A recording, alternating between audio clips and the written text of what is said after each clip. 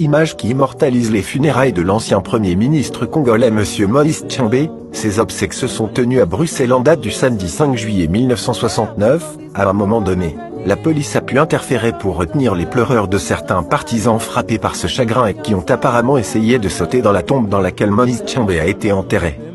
On y voit également les membres de sa famille et d'autres, qui n'ont pas cessé de pleurer pendant les funérailles. Il est ainsi conduit dans un cimetière de banlieue de Bruxelles. L'ancien sécessionniste et ancien Premier ministre congolais est mort en exil en Algérie dimanche 29 juin en captivité, 2 ans après avoir été enlevé en Algérie lors d'un vol au-dessus de la Méditerranée.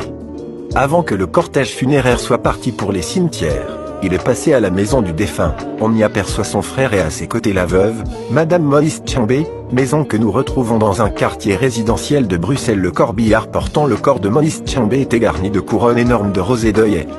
Plusieurs centaines de personnes se sont rassemblées dans la rue à l'extérieur d'une petite église méthodiste dans le centre de Bruxelles où une messe lui a été consacrée, service organisé en français et en swahili. La lecture biblique était faite dans les passages des psaumes et des évangiles ont été lus en swahili et la famille s'est séparée spontanément en un hymne katanga vers la fin du service. Plus tard, dans Graves Idéologie, un ancien aumônier militaire du Congo a fait l'éloge du défunt, oraison funèbre, pour sa non-violence. En plein messe, un compatriote katangais avait accusé l'Occident de ne rien faire pour le faire libérer par les Algériens. Prix de l'histoire. Mémoire RDC. Jires Bagoti Brad.